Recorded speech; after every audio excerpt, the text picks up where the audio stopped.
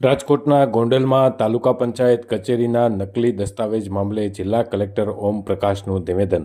ગોંડલમાં નકલી કચેરી પકડાઈ હોવાની વિગત સામે આવી હતી તે બિલકુલ ખોટી વાત છે. પૂર્વ તલાટી દ્વારા ખોટી રીતે દસ્તાવેજો બનાવવામાં આવ્યા હતા. ત્રાકુડા ગામનો પૂર્વ તલાટી ધર્મેશ હાપલિયાએ કૃત્ય કર્યું છે. ત્રાકુડિયા ગામનો પૂર્વ તલાટી ધર્મેશ હાપલિયાએ કૃત્ય કર્યું છે. 44 પ્લોટ જેને લઈને તેની ધરપકડ પણ કરવામાં આવી છે. ભોગ બનેલા લોકોએ કલેક્ટર તંત્રનો સંપર્ક કર્યો નથી.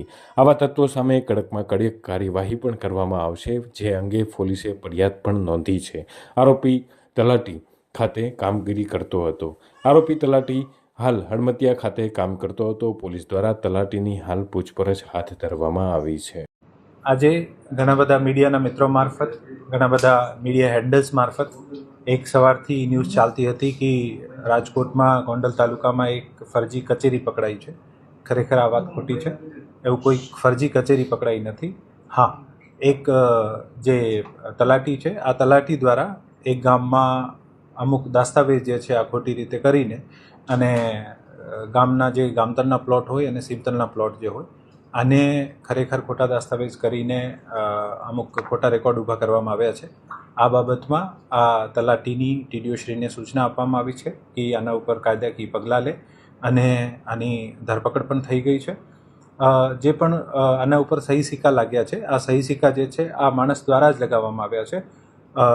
આ તમામના મારફતે હું સ્પષ્ટતા કરવા માગું છું કે એવી કોઈ ખોટી કચેરી નથી, પરંતુ હા, તાત્કાલિન તલાટી દ્વારા એવા ખોટા જે છે દસ્તાવેજ ઊભા કરીને આ જમીન વેચવાના પ્રકરણ ધ્યાને આવ્યું છે.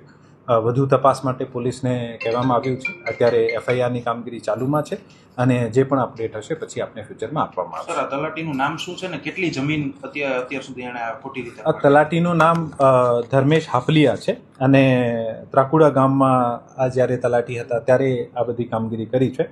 આમાં લગભગ 44 પ્લોટ છે અને લગભગ 6217 જેવું ઇનિશિયલી જે અત્યારે અમે એક્સરસાઇઝ કરી છે, આ સ્ક્વેર મીટર જેવું જે એરિયા છે આના ઉપર આ પ્રકારની ગેરરીતિ આચરવામાં આવી છે. કોઈ ભોગ બનેલા તંત્રનો સંપર્ક કર્યો છે?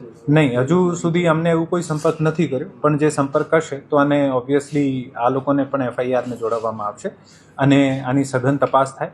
હું આપને બહુ સ્પષ્ટતા કરવા માગું છું કે રાજ્ય સરકારશ્રીના ખૂબ સ્પષ્ટ આદેશ છે કે આવા કોઈ પણ તત્વને કોઈ પણ પ્રકારનું પ્રોટેક્શન નહીં આપવામાં આવે અને આના ઉપર કઠોરથી કઠોર કામગીરી કરવામાં આવશે. કેટલા રૂપિયા અત્યાર સુધી લીધા છે એવું કહી? આ બધું પોલીસ તપાસનો વિષય છે. પોલીસ તપાસની પછી ખબર પડશે. એફઆઈઆર કરવા માટે ઓલરેડી કહી દીધું છે, કામગીરી ઓલરેડી ચાલુ છે. અત્યારે આપણે વાત કરીએ છીએ ત્યારે એફઆઈઆરની કામગીરી ચાલુ છે. આ બધું પોલીસ તપાસ, કારણ કે આ તો જે એક અત્યારે સુધીમાં જે ઇન્ફોર્મેશન મળી છે આ છે. પછી જે પણ તપાસમાં સામે આવશે આપને ધ્યાન દોરવામાં આવશે. સર, હાલમાં એ ક્યાં ફરજ બજાવતો હતો તલાટી તરીકે બીજા ગામમાં? હાલમાં આ હડમતિયા ગામમાં ફરજ બતાવતો હતો અને આને અત્યારે જ આજે જ પોલીસ દ્વારા ધરપકડ કરી લેવામાં આવી છે.